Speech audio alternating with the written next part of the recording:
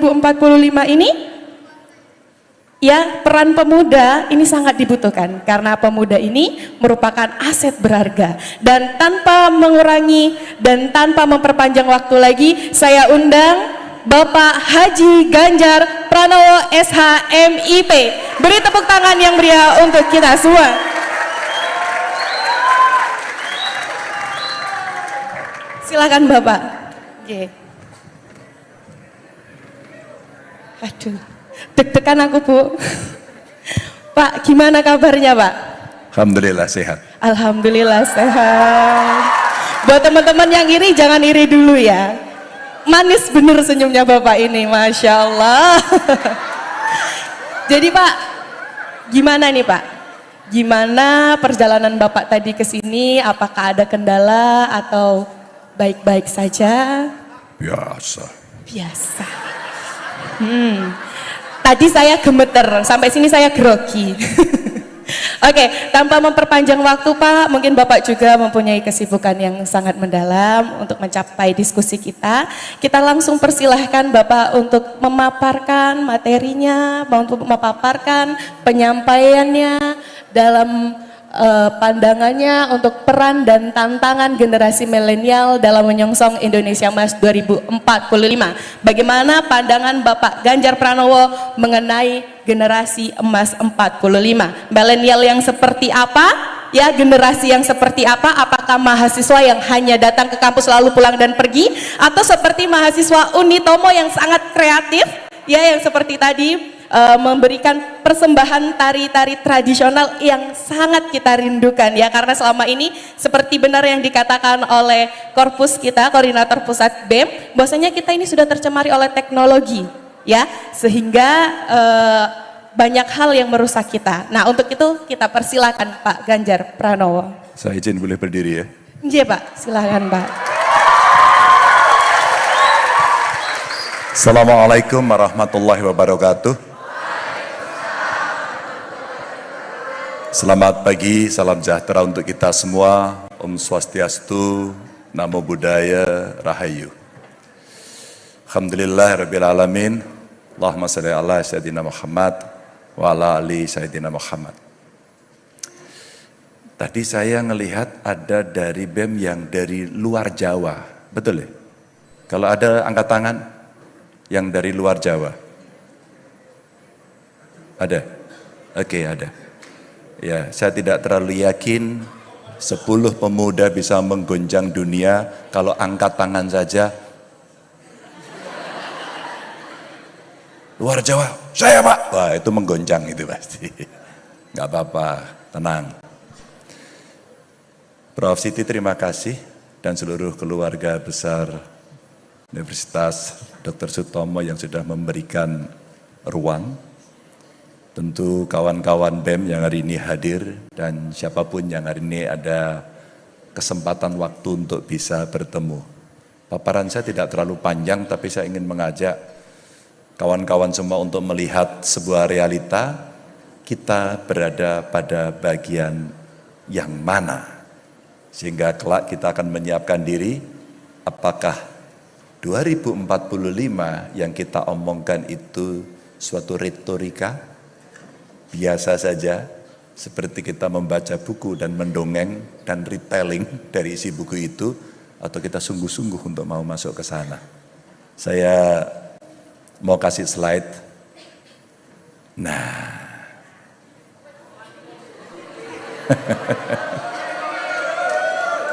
siapa yang hobinya ngopi angkat tangan? Oke. Ngopi dulu, biar santai, ngopi dulu. Kalau kamu ngopi ngapain sih? Coba dicek. Ada nggak yang ngopi ke kafe karena ngerjain tugas? Mana yang sering ke kafe? Oke. Coba kalau kita lihat dari gambar ini teman-teman, suasana yang mungkin kekinian. Orang sekarang berdiskusi, mungkin mengerjakan PR, tugas dan sebagainya di kafe. Dia bertemu dengan temannya. Mungkin kalau generasi Bapak Ibu sambil lirik kiri, lirik kanan, pura-pura pinjem buku, tulisannya I love you, biasa. Lanjut. Maka teman-teman, sebenarnya teman-teman bisa belajar di kampus, di perpustakaan, di kos-kosan sambil makan mie instan tadi. Atau barangkali teman-teman memang mendapatkan flexible working arrangement. Ini tantangan loh. Ini universitas ketiga yang saya datangi setelah adanya putusan MK dan boleh di kampus, dan saya sama Prof, saya pingin kalau kita diskusi, berdebat, tanya jawab, kampus tempatnya, karena itu yang paling kritis. Dan gak perlu takut datang ke kampus, karena kita akan sering belajar menghormati, belajar diskusi, belajar sopan santun, kalimat yang baik di kampus. Ya. Tapi kembali pada cerita ini. Jadi ada flexible working arrangement. Maka saya mau tampilkan data ini, Bapak Ibu. Satu, siapa mahasiswa di ruangan ini yang tidak punya laptop? Oh, cukup banyak ya. Oke, banyak. Ntar. Kebak, Pak. Ya, ini semua, kalau Pak. Saya... Oh, kamu nggak punya juga? Oh, nggak punya juga. Stop. Nanti saya kasih tahu bagaimana cara leasing. Teman-teman, saya mau kasih tunjuk di situ, silakan dilihat. Silakan dilihat datanya yang di bawah ini. Oh, waduh, nggak terlihat ya. Itu kepemilikan, kelihatan. Kepemilikan laptop atau komputer per rumah tangga di Indonesia, gambarnya seperti itu. Jadi kalian yang angkat tangan tadi, ternyata kalian itu memang yang hijau itu. Oh, punya enggak? Punya? Oke, punya. Kalau kita lihat, bayangin tuh, Singapura itu hampir semua punya. Terus kemudian ada Jepang, ya. Terus kemudian ada Tiongkok, Korea, dan kita kecil sekali. Kalau dilihat gambar yang di tengah, itu sebenarnya generasi Anda. Mungkin strawberry, generasi strawberry. Indah, cantik, gampang terluka. Bener nggak? Itu deh, yang di tengah. Dia kerja di pinggir pantai, mungkin gambarnya itu nggak mandi. Tapi dia bekerja kan? Working from anywhere. Itu zamanmu. Kekinian yang hari ini harus dihadapi, suka tidak suka, mau tidak mau. Dan kalau kita lihat, kalau kita mau lakukan percepatan pembangunan dengan kepemilikan ya komputer laptop yang minim, jaringan kita minim, maka akses digital kita pasti sulit. Ya enggak? Muter mulu enggak beres-beres itu. Padahal teman-teman, kalau kita mau lihat itu, industrialisasi laptop komputer dalam negeri dibutuhkan karena kebutuhan kita masih tinggi sekali. Bayangkan jumlah penduduk kita yang tinggi, bayangkan jumlah pelajar mahasiswa yang tinggi, bayangkan alat itu sekarang hampir-hampir menjadi alat utama. Itu ya? Padahal kalau kita lihat ekonomi digital kita secara nasional potensinya tuh 4.531 triliun. Dengan Anda punya gadget, Anda mengakses dengan kecepatan internet yang sangat tinggi, maka terbantulah itu. Anak saya seusia kalian. Ada yang nonton saya di Mata Najwa kemarin? Oke. Jadi Ibu Rektor, saya datang pertama di UI. UI adalah MIP saya. UGM adalah SH saya. Tapi kami ke UI dulu, terus kemudian hari kedua langsung ke UGM. Dari dua kampus ini, inilah kampus ketiga yang saya datangi.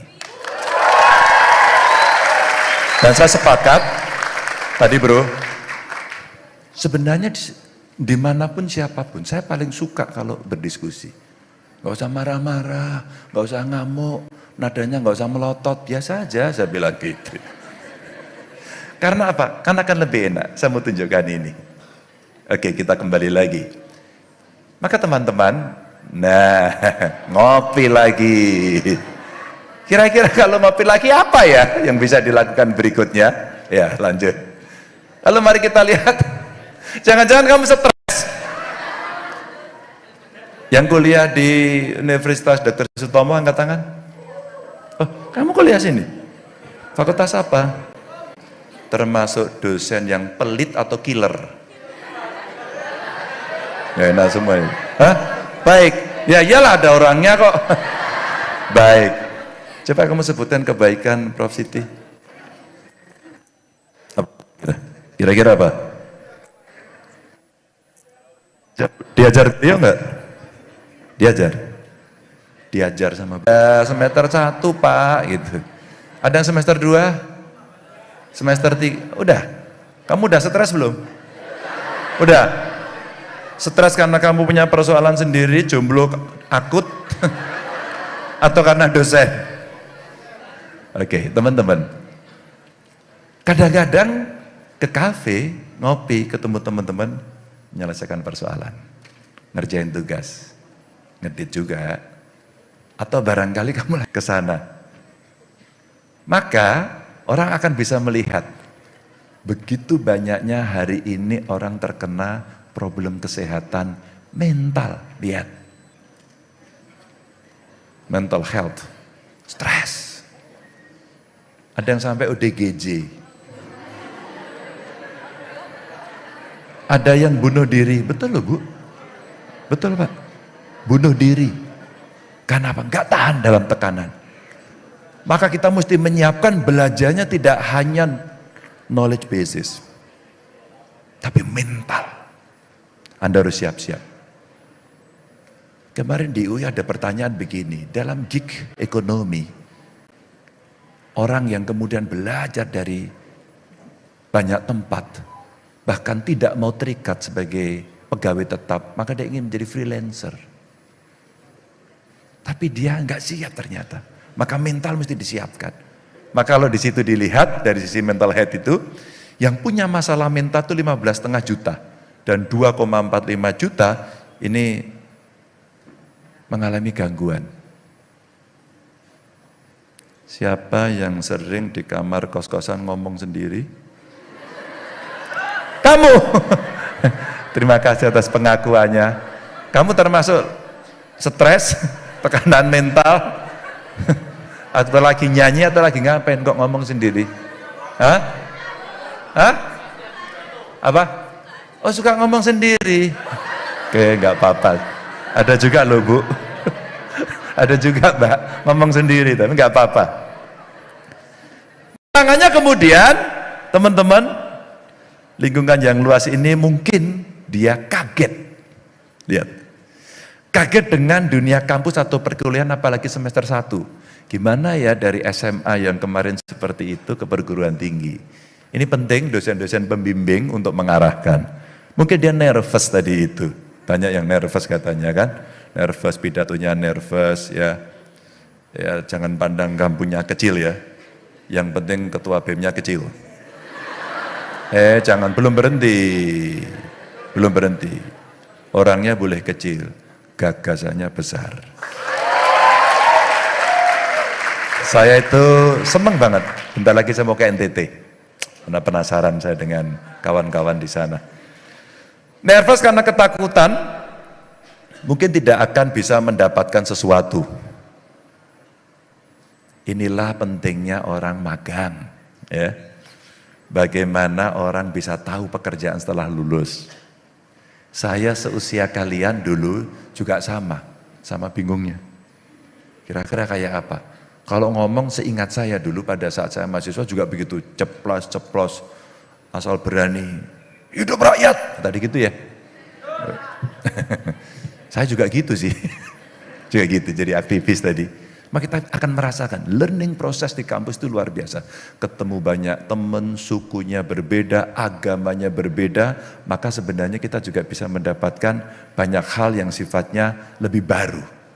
Ini tantangan teman-teman, apakah lingkungannya yang sekarang makin lebar, teman-teman nervous, dan bagaimana support system yang teman-teman miliki. Apakah cukup atau tidak? Ya. Ini Mungkin berjauhan dengan orang tua, tidak akrab dengan banyak teman, maka butuh luas, butuh pergaulan. Teman-teman, kalau saya dulu menarik, karena saya, Bapak Ibu, teman-teman, saya kos mulai SMA.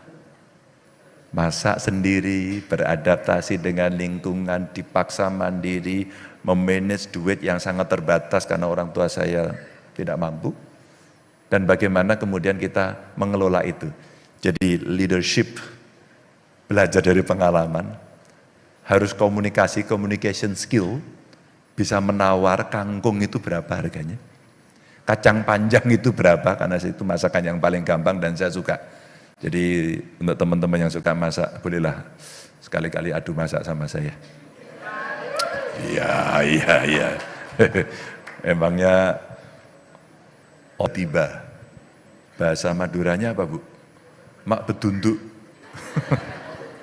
Tidak ada yang suddenly, nggak ada. Semua berproses. Tapi kita juga harus menyiapkan sebuah solusi. Mama di situ kita tulis ada post counseling mental health di setiap kampus, ini penting untuk teman-teman di kampus ya. Kadang-kadang mahasiswa stresnya macam-macam. Udah kejadian, Bapak Ibu, tiba-tiba saya dilampori waktu saya masih gubernur. Oh ya sorry ya, saya udah pensiun jadi gubernur, jadi udah bebas. Merdeka, bebas. Jadi udah bebas. Dan kemudian layanan kesehatan jiwa di semua puskesmas ini penting untuk di masyarakat. Dan kemudian fasilitas layanan jiwa di seluruh rumah sakit umum ini juga penting. Maka teman-teman, ini ada gambar ini, beli mainan kayak anak kecil, ini bisa bantu inner child kamu pulih enggak sih gitu. Kadang-kadang anak-anak itu juga punya keaktifan, punya keinginan, punya sesuatu yang bisa mereka sampaikan. Bisa mereka lampiaskan sehingga mereka bisa merasa nyaman. Ada yang dulu tidur di bantal, bantalnya sampai bau iler ya. Tapi kalau nggak ada bantal itu nggak bisa tidur, benar nggak sih? Dibawa kemana-mana, bau ompol, bau wah guling gitu ya. Itu sesuatu yang pasti mengalami. Balik lagi. Maka teman-teman, ngopi-ngopi bisa apa lagi ya? Coba kita lihat. Kalau kita lihat maka, di dalam gambar kopi ini di sebelah kiri kelihatan tuh. Gelasnya pakai apa? Plastik, ya enggak? Terus kemudian kita bicara, hari ini problem lingkungan menjadi problem yang serius. Hari ini anak-anak muda luar biasa perhatiannya pada lingkungan, pada demokrasi, pada HAM, ya enggak? Hari ini perhatian itu sangat luar biasa. Dan anak muda sangat peduli. Ekonomi hijau, ekonomi biru, sangat-sangat peduli. Mari kita lihat sampah kita. Anda ke kafe, Anda ngopi, gelas, plastik. Buangnya kemana? Biasanya sembarangan, betul nggak? Terima kasih atas pengakuannya. Itu salah apa benar? Benar. Maka ekonomi sirkuler sekarang menjadi konsep yang hari ini digagas oleh banyak orang. Global climate change akhirnya terjadi, ya enggak? Orang akhirnya pingin sekali semua sampah itu betul-betul zero waste. Maka sampahnya dipakai untuk apa? Bayangin, sampah ini sebenarnya dari musibah bisa jadi berkah. Hari ini kita sudah mendapatkan banyak musibah. Orang pinter, anak cerdas, mereka yang smart, punya pengetahuan bagus, maka dia akan nyulap. Dari musibah menjadi berkah. 4,9 juta ton sampah plastik belum dikelola di tempat kita. Itu bisnis baru, kalau yang mau bisnis. Itu bagian dari riset yang teman-teman sangat punya. Topik yang banyak sekali untuk bisa kalian lakukan riset. 4,9 juta ton. Ya. Dan ini kalau pasar daur ulang dilakukan di seluruh dunia, bayangin tuh angkanya tuh, 1.366 triliun. Itu 40% dari Asia Pasifik, duit itu. Maka kalau kamu lihat yang di bawah, pernah ada yang tahu?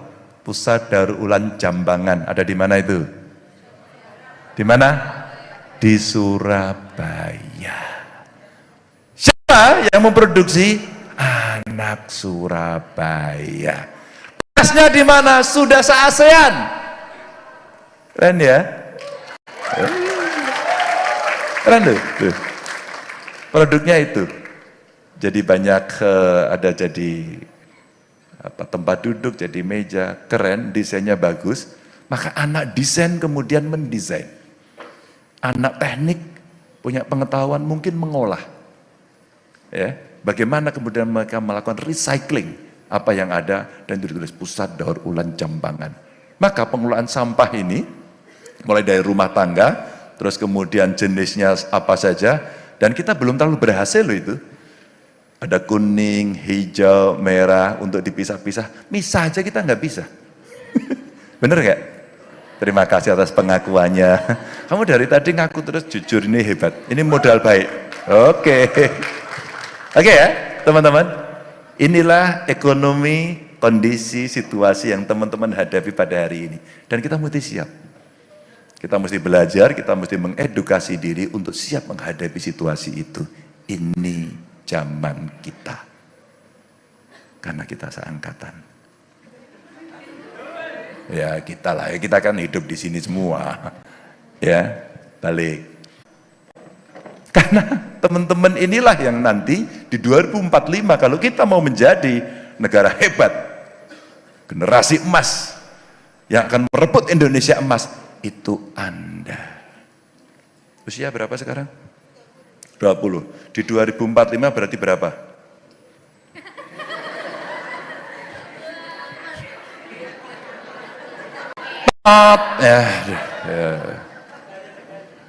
Ya, salah.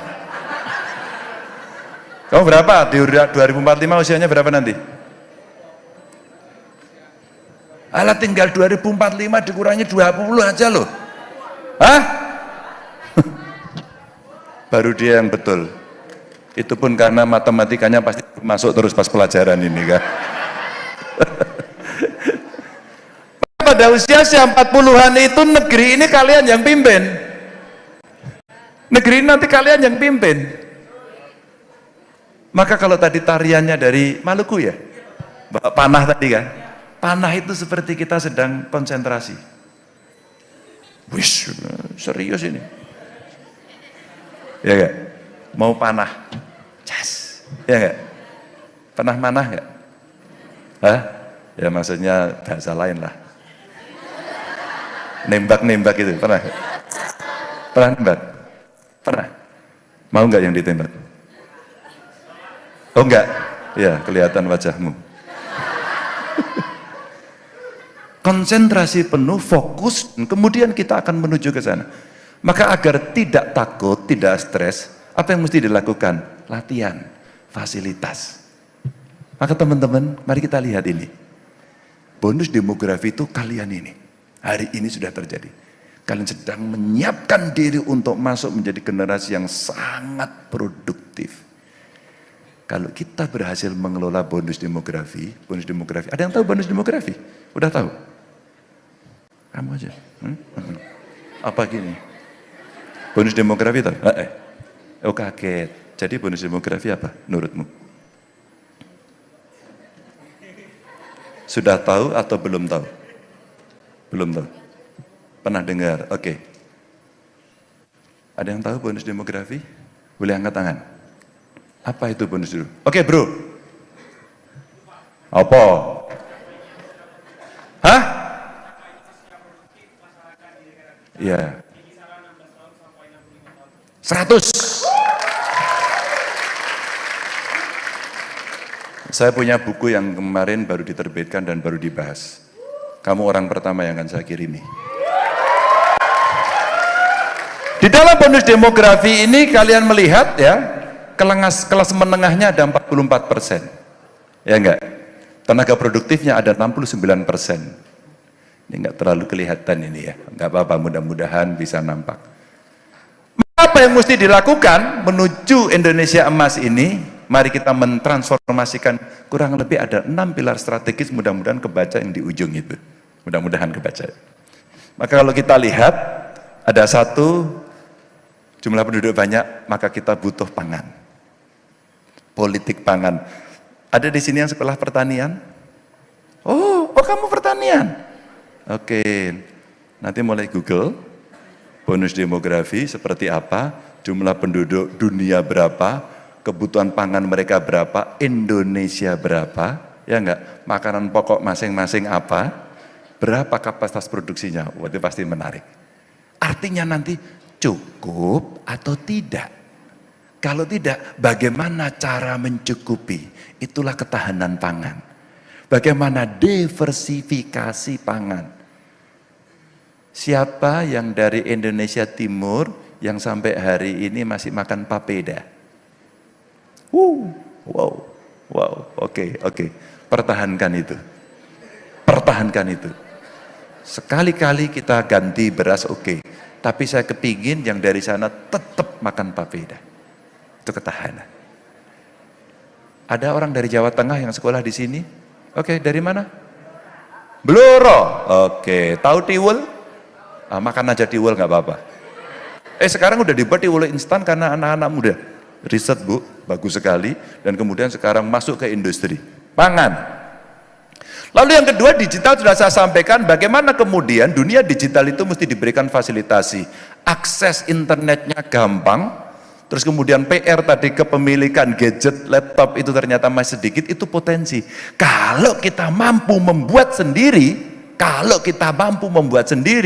maka sebenarnya alat-alat ini sebenarnya bisa kita pakai untuk menggenapi kebutuhan. Salah satu contoh ini. Ini contoh aja. Bayangkan, artinya sedemikian banyak orang butuh. Kalau kita meriset sendiri, made in Indonesia, kalau enggak ya kolaborasi dulu, enggak apa-apa. Terbayangkan enggak nilai tambahnya? Kalian bisa bekerja, kalian bisa riset, dibuat sendiri, kita bangga, itu produk kita sendiri. Terbayangkan enggak? Kemudian proses digitalisasi, bahkan hilirisasi industri digital akan maju. Desainernya akan muncul. Jangan-jangan nanti ada yang sekolah akuntansi. Kalau ada, oh banyak ya, oh kamu akuntansi ya? Kamu juga? Iya, besok digantikan laptop. Besok saya ganti sama laptop bisa? Bisa selesai, tinggal pakai aplikasi. Tapi jangan takut. Di balik laptop itu ada manusia. Person behind computer. Ada orang yang bisa mendesain, yang bisa membuat. Jadi jangan takut. Disiapkan mentalnya. Digital. Isu lingkungan yang tadi sedikit kita sampaikan dan kemudian global climate change yang luar biasa, ada Kyoto Protocol, ada Paris Agreement yang semua negara didorong agar udaranya makin bersih. Maka ekonominya mesti hijau, maka energinya mesti hijau, maka energi baru terbarukan mesti jalan. Maka yang saya impikan kelak kita agak sedikit mewajibkan rumah, kampus, gedung-gedung, semua wajib pasang panel surya. Terbayangkan berapa kebutuhan panel suryanya? Itulah industri yang kemudian menunggu. Bahannya apa sih panel surya itu? Biji besi. Dari mana itu pasir besi? Kita punya enggak? Punya. Tapi kita bisa membuat enggak? Udah belum ya? Sudah ada. Di Jawa Timur juga ada pabriknya. Maka sebenarnya teman-teman ini yang kita lakukan. Dan saya mau tenaganya itu dari kita. Tenaganya itu Anda semuanya. Andalah yang kemudian akan mengambil alih semuanya itu. Bangsa sendiri. Itulah peran ilmu pengetahuan dan pendidikan. Maka teman-teman, maka pendidikan menjadi penting dan kesehatan menjadi penting. Maka kenapa sih, oh iya sebelum sampai kenapa sih saya tanya, ada yang menjadi subscriber YouTube saya? 1, 2, lumayan 2 orang. Ada yang follower IG saya? Agak banyak. TikTok saya? Oh banyak sekali. Facebook saya? Agak sedikit. Teman-teman, saya mau ceritakan ini kenapa? Karena sebenarnya banyak cerita ini saya taruh di tempat itu agar orang bisa mengakses. Apa sebenarnya dikerjakan? Setidaknya mungkin orang bertanya, Pak Ganjar waktu jadi gubernur ngapain aja sih? Kamu boleh lihat di sana. Bagaimana kita menjaga kerukunan antar sesama. Bagaimana ketika pandemi kemarin saya coba tengok asrama-asrama mahasiswa dari NTT. Ada bro dari NTT bro. Pertama yang saya tengok dari Papua.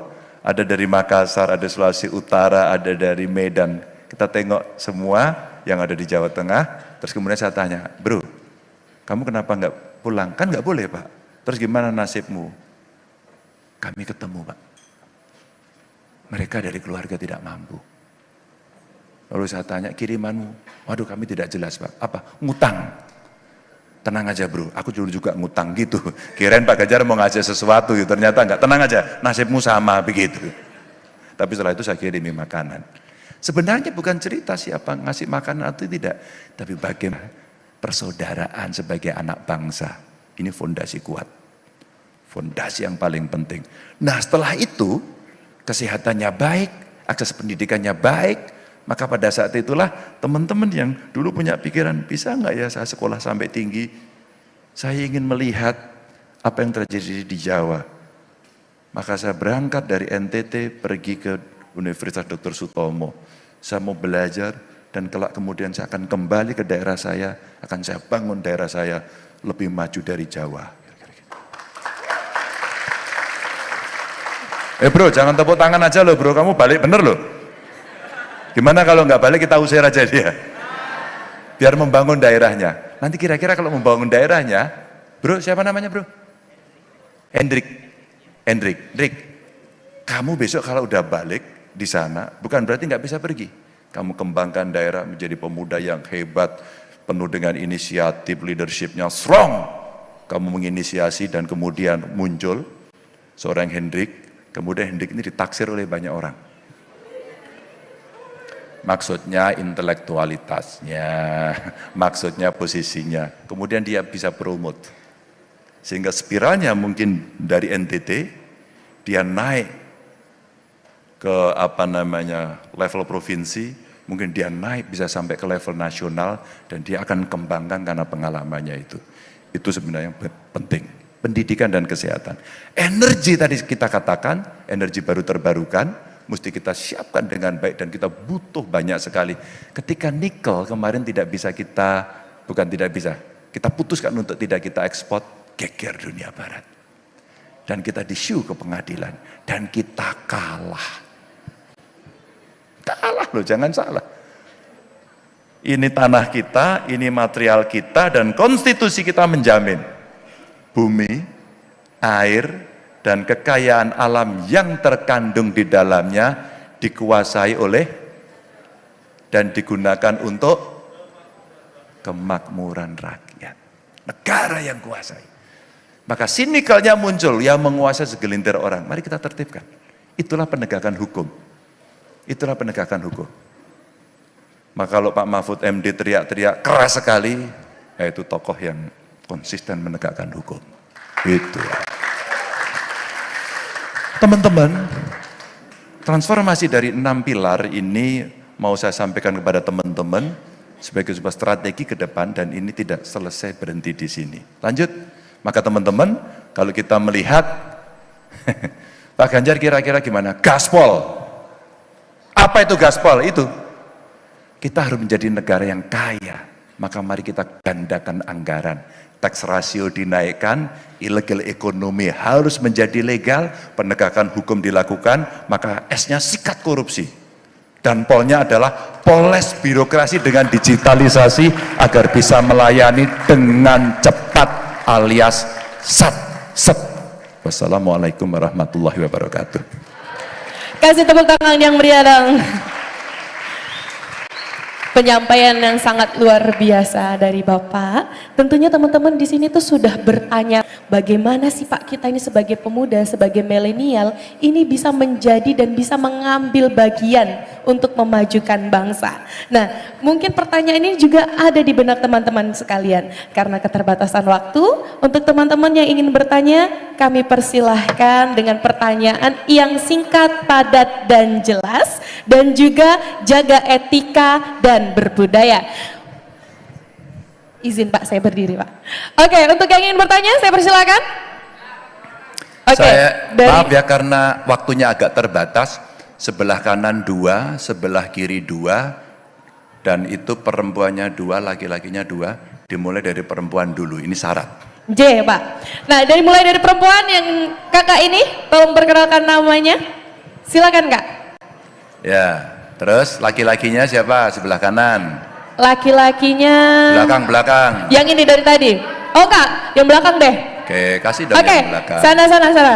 Yang pakai alma mater. Ya. Oke. Sebelah kiri. Dan sebelah kiri. Satu perempuan, satu laki-laki. Nah, yang ini, yang agak dari ke timur-timuran, betul, kakak, ya. Dan untuk perempuannya, kakak.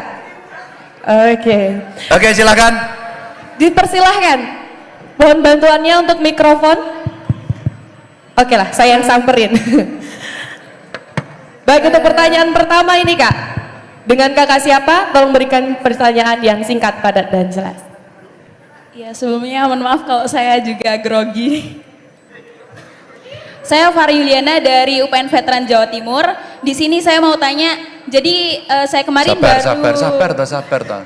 Ya. Namanya siapa? Saya Fara dari UPN Veteran Jawa Timur. Fara Bapak, benar. Fara pakai R. Pakai R nggak pakai H? Dari UPN. Iya, dari UPN Jawa Fakultas? Timur. Fakultas Ekonomi dan Bisnis. Oke, apa Fara pertanyaannya? Jadi saya kemarin baru baca di beberapa media termasuk kompas.com bahwa Stanford University berencana membangun cabang kampusnya di IKN Pak. Namun memang belum ada MOU atau nota kesepakatan antara Stanford dengan OIKN atau pihak otorita IKN. Tentu jika hal tersebut terrealisasikan akan menjadi peluang-peluang kita untuk dapat menyongsong Indonesia Emas 2045. Tetapi juga menjadi bumerang ketika kita belum siap akan dibangunnya instansi pendidikan luar negeri di IKN sendiri. Lalu pertanyaan saya, bagaimana Bapak Ganjar sebagai pejabat publik dan sebagai Gubernur Jawa Tengah memberikan pesan untuk kami generasi milenial dan Gen Z untuk menyikapi hal tersebut Pak? Oke, saya bukan Gubernur Jawa Tengah, udah pensiun. Oh ya, mohon maaf Pak. Farah, kamu setuju nggak kalau ada Stanford di Indonesia? Saya sendiri sangat setuju Pak. Oh setuju, ya udah. Oke, pertanyaan yang tadi yang cowok kedua. Oke, mohon dibantu mikrofonnya untuk yang... Kita kumpulin dulu ya Mbak ya. Mbak. Iya, kita kumpulin dulu ya. Kita kumpulin dulu pertanyaannya, nanti tadi biar kedua, sekaligus bisa dijawab Pak. Halo, yang kedua. Iyalah, yang kedua sudah disediakan mikrofonnya dari bawah. Silakan.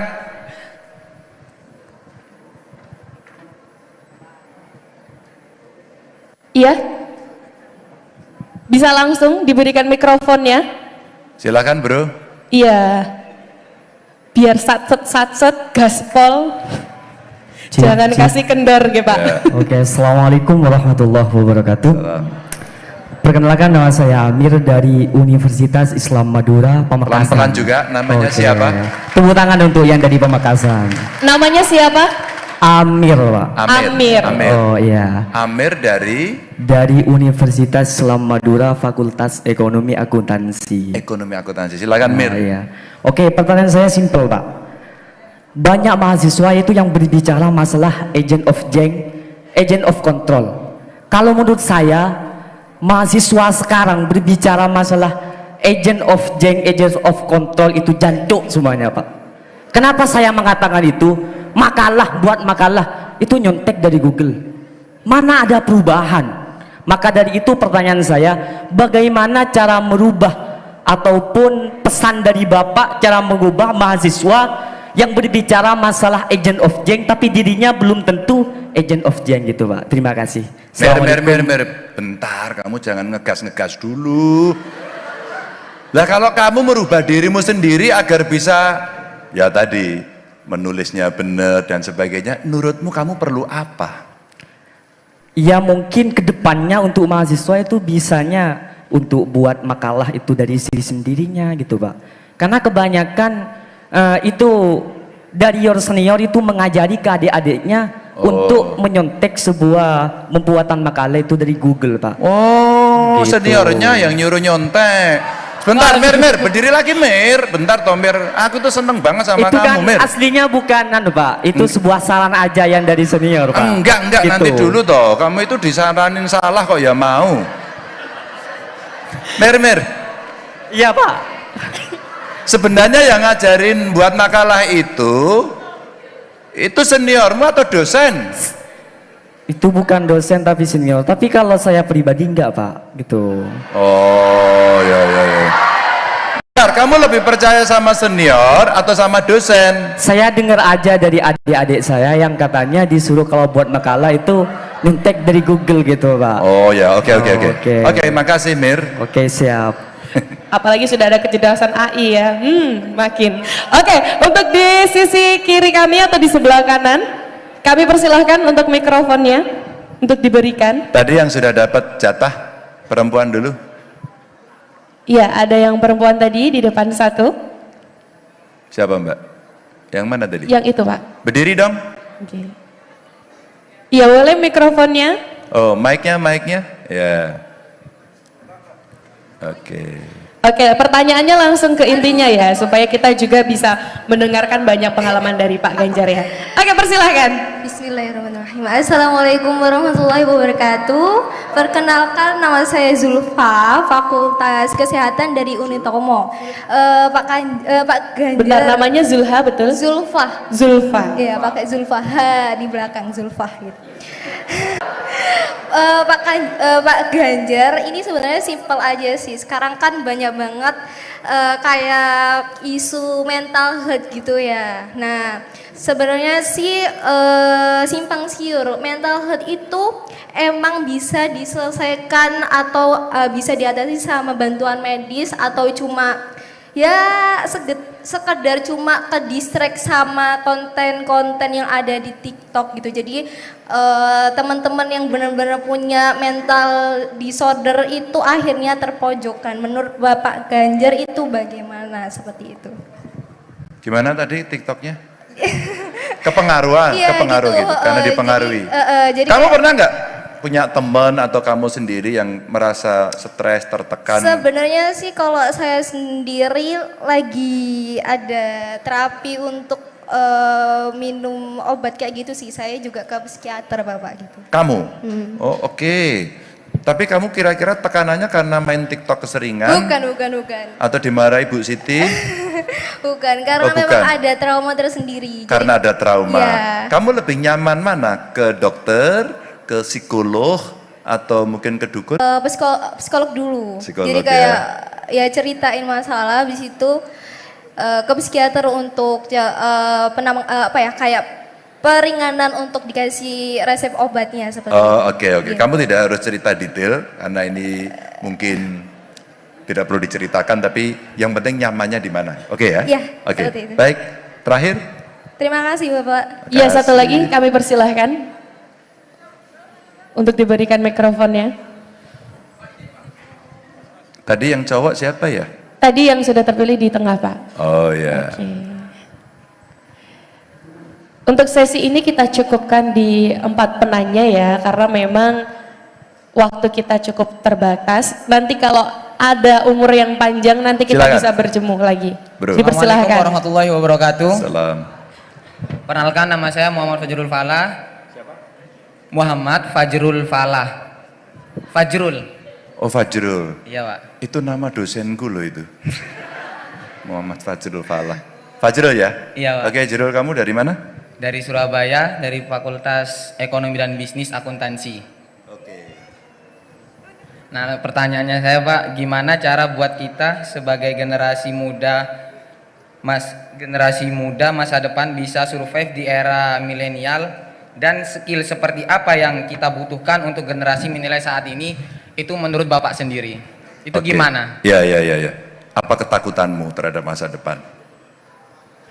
Ketakutannya- Ketakutanmu apa pada masa depan? Kamu takut nggak? Takut, Pak. Oh, takut. Ya takutnya karena tidak sukses, Pak. Takutnya karena tidak sukses. Emang kamu sudah nyoba? Belum, Pak. Oh, belum. Apa yang menjadi ketakutanmu apa? Sukses itu apa sih? Sukses itu kan orang ya relatif ya. Apa yang kamu takutkan bisa apa? Nggak dapat kerja. Ya, yang pertama tidak bisa membahagiakan orang tua. Oh, ya. Ini sangat Luar menyentuh, biasa Pak. Mbak Betul, ini. Pak. Ini loh, Insya Pak Allah. Jul, ini penting ini budi pekertinya luar biasa. Oke, kedua, pekerjaan. Takutnya menjadi pengangguran. Takutnya menjadi pengangguran. Kamu yakin nggak sekolah ekonomi akuntansi di Universitas Dr. Sutomo itu akan punya bekal hidup? Kalau dibilang Kamu yakin nggak? Atau enggak? Ini ada Kalau rektor. dibilang yakin sih Pak, karena kan kalau Kalau dibilang yakin, kalau Iya. dibilang enggak? Yakin juga Pak. Hah? Yakin juga. Yakin? Iya, Pak. Ya udah kamu jawab kok. Ini malah ngejak gelut deh. Oke, Pak Jul, terima kasih. Sama-sama. Ada ketakutan, Pak. Iya, Pak. Ya. Kayaknya Oke. banyak banget ketakutan. Oke, 4 pertanyaan sudah dikumpulkan. Oke. Nggih, Farah. silahkan, Pak. Stanford mau masuk. Iya. Globalisasi seperti ini tapi kita mesti hati-hati. Saya bicara dengan Presiden beberapa waktu lalu. 2 hari yang lalu sebelum saya pergi ke Surabaya, saya diundang Detikcom. Surprise aja sih. Katanya saya mau dapat award, nggak tahu award apa. Ternyata saya menyampaikan, saya bisa datang tapi sebentar. Ya udah Pak, sebentar aja. Nanti awardnya Bapak yang dikasih pertama gitu Mbak. Terus yang ngasih Pak Khairul Tanjung. Awardnya katanya pemerintahnya kemarin, saya udah pensiun. Pemerintah yang peduli pada pendidikan untuk orang miskin. Wah kaget saya. Tapi akhirnya pas greng-greng gitu kan. Terus keluar di layar. Ternyata yang ditampilkan adalah ketika saya membuat SMK. Sekolah vokasi hanya untuk orang miskin. Dan sudah berjalan kurang lebih hampir 7 tahunan gitu ya, dan sudah meluluskan 1000 lebih gitu, dan mereka sekarang bisa bekerja dimanapun, alhamdulillah tidak ada yang nganggur, dan kemudian dia sekarang menjadi tulang punggung keluarganya, dan dia mengentaskan kemiskinan keluarganya. Saat itu ditampilkan gambarnya pas Pak Presiden, Pak Jokowi datang ke SMK Jateng. Dan kemudian saya, wow, itu ternyata jadi perhatian orang. Pada saat itu juga saya bicara dengan Pak Presiden begini, Farah, Pak, kalau perguruan tinggi kita ternyata seluruh Indonesia ini tidak ada yang, atau belum ada yang masuk 100 besar, saya kira belum ada ya Bu ya, 100 besar. Maka mesti kita push. Singapura itu negaranya kecil, beberapa perguruan tingginya masuk dalam 10 besar lagi kalau nggak salah. Kita belum.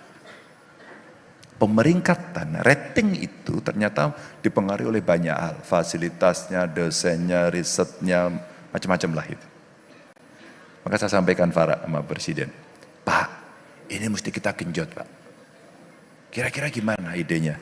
Pak, kalau mau crash program, mungkin bisa juga profesor-profesor yang sudah retired, sudah pensiun, sudah emeritus dari beberapa perguruan tinggi hebat dunia, kita panggil aja Pak. Kita panggil untuk membantu. Ambil 2 atau 3 taruh di Universitas Dr. Sutomo. Dia akan nempel agar kemudian semua bisa menulis jurnal internasional. Dengan cara yang benar, dengan jejaringnya. Dan bagaimana kemudian dia melakukan assessment terhadap kondisi ini.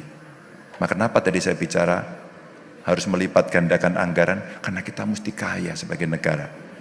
Negara kita ini sebenarnya negara kaya apa miskin teman-teman? Iya, tapi mana duitnya? Korupsi, ilegal, betul kan? Maka sepakatkan korupsi disikat? Sikat. Maka birokrasi, kita bisa melakukan crash program. Sehingga Farah, kita sebenarnya bisa mampu membuat itu. Tapi saya kira ide Stanford umpama mau masuk, dijadikan trigger saja. Nanti itu jadi pro kontra. Biar menjadi wacana diskusi. Dan kita tunjukkan, kenapa kita tidak mampu. Hari ini kita harus mengatakan, kita harus mampu. Maka kita panggil orang-orang terbaik. Bayaran yang bagus untuk para dosen, para guru. Masa guru laporannya, Bu, terlibat pinjol. Ya kan? Dia ojol, untuk menambahkan pendapatannya. Ini guru. Farah, itu sebenarnya. Jadi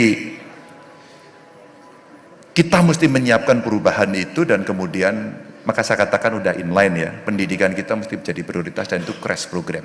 Bonus demografi kita 13 tahun saja.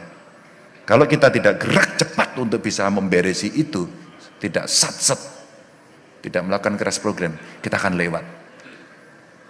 Belajar dari Jepang, belajar dari Korea Selatan, belajar dari Tiongkok, ini 3 negara yang memanfaatkan bonus demografi dan berhasil. Ini teman-teman. Maka Farah itu kita kasih atau kita berikan stimulus agar semua terangsang kemudian untuk bisa hidup dalam dunia akademik yang bermutu. Plus nanti mahasiswanya kita mesti adil proporsional. Yang mampu ya bayar, tapi yang tidak mampu pinter beasiswa. Ada kok bidik misi, ada kok LPDP ya. Dan saya sampaikan kepada Presiden, Pak LPDP-nya aja Pak. LPDP kalau nggak salah sudah ada 200 triliun. Dan itu hanya digunakan bunganya saja. Jadi kalau itu bisa kita berikan teman-teman, maka semua yang dia mampu, maaf keluarga tidak mampu, maka dia akan punya akses, kemudahan akses. Anak-anak hebat kemudian punya peluang yang sama. Tidak peduli dia dari kondisi keluarga seperti apa. Oke Farah? Amir dari Madura. Bagaimana mahasiswa nulisnya nyontek di Google? Ya iyalah karena Google-nya memberikan fasilitas kok. Besok itu tenang aja Amir, kamu jangan pakai Google.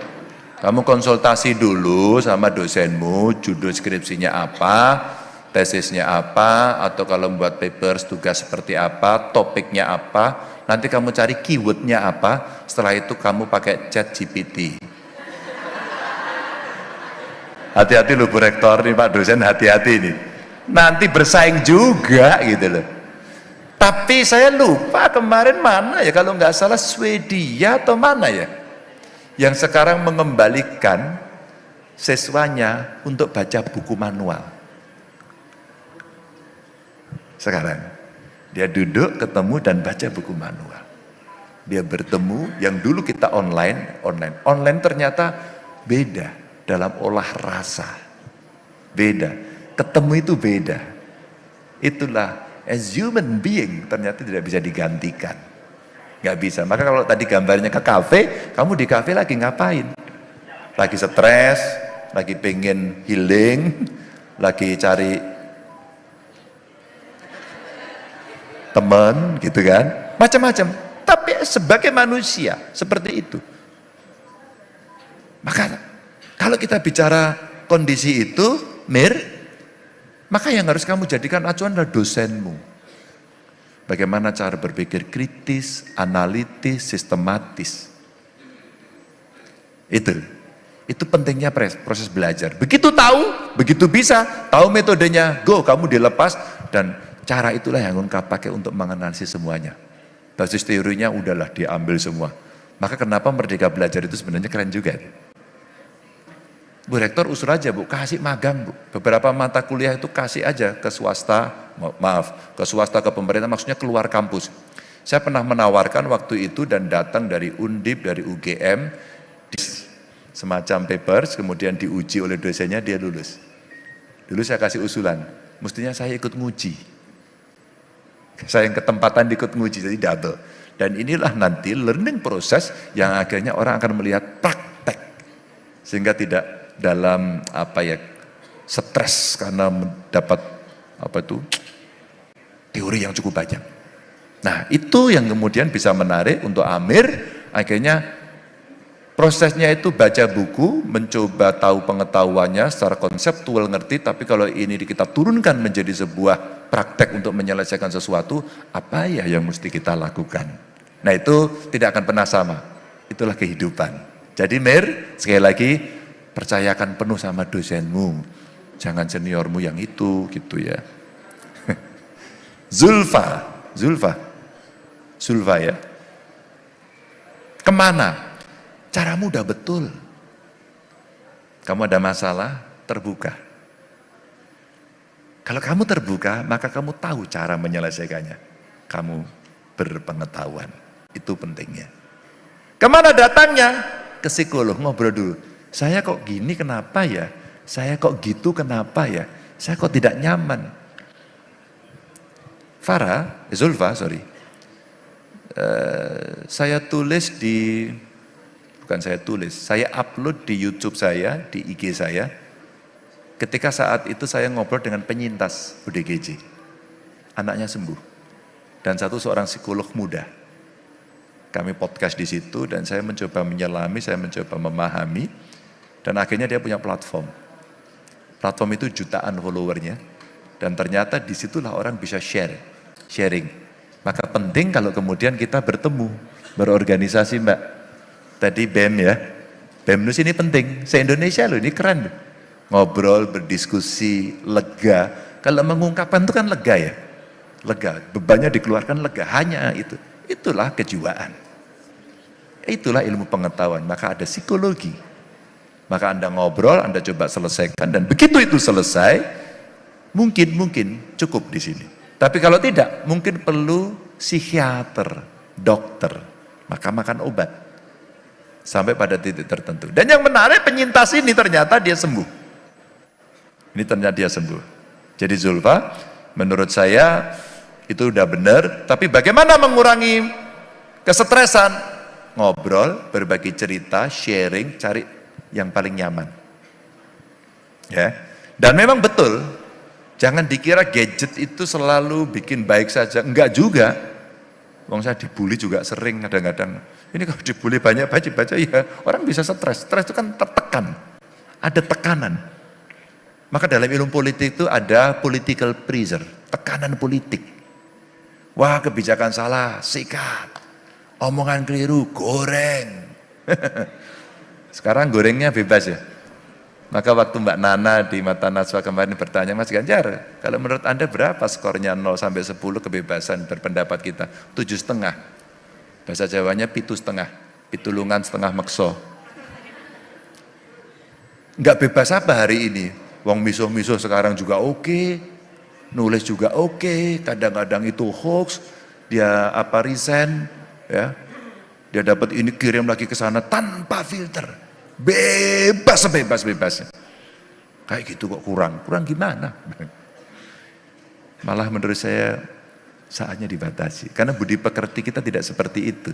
Seperti tadi disampaikan oleh Fajr, saya ingin membahagiakan orang tua. Wow, itu keren, itu top, karena tahu dari mana si Fajrul ini lahir. Ingat orang tua itu adalah the best one. Teman-teman, maka Fajrul, kamu gak perlu takut dengan masa depanmu. Sekarang kamu punya ilmu pengetahuan toh, kamu belajar di sini. Pesan saya satu, belajarmu yang sungguh-sungguh.